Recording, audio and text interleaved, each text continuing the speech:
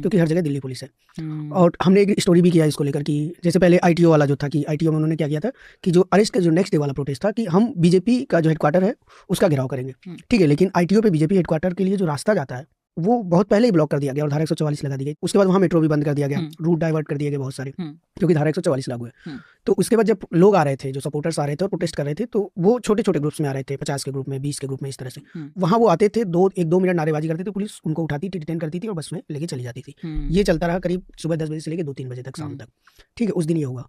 उसके बाद एक दिन, होली के एक दिन पहले जब इन्होंने ऑर्गेनाइज किया था कि हम जो है एफईजी बर्निंग का प्रोग्राम इन लोगों ने रखा था कि हर विधानसभा में हम लोग एफईजी बर्निंग करेंगे, ठीक है, प्रधानमंत्री मोदी का और बीजेपी का। अब उसी दिन बीजेपी ने भी प्लान किया था एफईजी बर्निंग केजरीवाल का कि केजरीवाल करप्ट है और उन पे आरोप है, उनको सीएम के पोजीशन से रिजाइन कर देना चाहिए। इसको लेके कनॉट प्लेस में एफईजी बर्निंग हुई और केजरीवाल की पूरा जलाया गया पुतला। बीजेपी के दिल्ली प्रदेश अध्यक्ष वीरेंद्र सचदेवा, उन्होंने खुद जलाया पुतला और लोग वहाँ पे रहे और वहाँ पुलिस नहीं थी, वहाँ धारा 144 नहीं था। लेकिन शाम को जब आम आदमी पार्टी का इवेंट था तो क्या हुआ कि आम आदमी पार्टी के एक विधायक है दिलीप पांडे, मैंने दो लोकेशन आइडेंटिफाई किए थे कि मैं 2 जगह से कवर करूंगा क्योंकि पूरी दिल्ली तो कर नहीं सकते। तो मॉडल टाउन और तिमारपुर 2 लोकेशन मैंने सोचा था कि यहाँ दोनों से मैं कवर करूंगा कि क्या क्या हो रहा है। जब मैं तिमारपुर गया तो मैंने देखा कि पूरा ऑफिस बंद कर दिया गया एक तरह से, ठीक है, और उस ऑफिस के बाहर सिक्योरिटी फोर्सेज हैं, दिल्ली पुलिस है, कोई वर्कर्स नहीं है। फिर उस ऑफिस का इंचार्ज राजेंद्र शर्मा वो हमें मिले, उन्होंने बताया कि उनको भी ऑफिस से बाहर निकाल दिया गया है कि अब भी यहाँ मत रहिए ऑफिस में कोई नहीं था।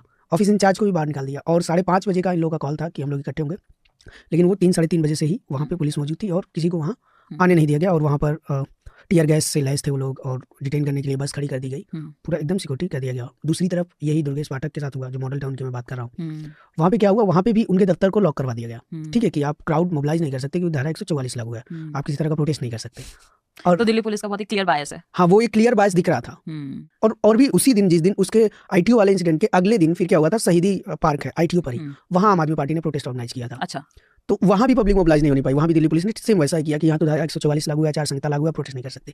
लेकिन उसी से करीब 400-500 मीटर पहले राजघाट पे जाएंगे आप, तो वहाँ पर मनोज तिवारी वहाँ पर स्पीच दे रहे थे और वहाँ पे प्रोटेस्ट हो रहा था केजरीवाल के खिलाफ। तो ये तो दिल्ली पुलिस का दिख रहा था कि धारा 144 और आचार संहिता आम आदमी पार्टी के लिए तो है लेकिन बीजेपी के लिए तो एक बहुत बड़ा हर्डल है ऑपोजिशन को प्रोटेस्ट करने के लिए। प्रोटेस्ट नहीं कर पाएंगे आप, तो जिसकी वजह से हम देखते भी नहीं है इतना कि मतलब इतना प्रोटेस्ट हो रहा है। मतलब ये एक बहुत बड़ा वजह है कि जो आम लोगों को प्रोटेस्ट देखने को नहीं मिलेगा। और ऊपर से होली भी था, मतलब फेस्टिवल डे था, उसके पहले अरेस्ट किया। तो दिल्ली का जो आम आदमी पार्टी का सपोर्टर ग्रुप है वो लोअर मिडिल क्लास और झुग्गियों में रहने वाला ये है इनका मेन सपोर्टर ग्रुप। तो अब ये ऐसा नहीं कर सकता कि वो त्योहार का टाइम है और वो अपनी रोजी रोटी छोड़ के प्रोटेस्ट करने आए, और उसमें भी रिस्क इस बात का है पुलिस आपको डिटेन कर सकती है।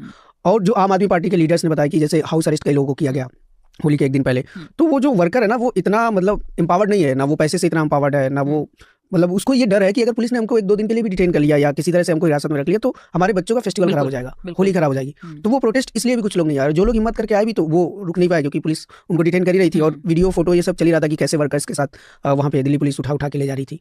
तो वो सब देखते हुए भी बहुत सारी चीजें ऐसी हुई कि वो प्रोटेस्ट पॉसिबल ही नहीं हो पाया। आप संडे को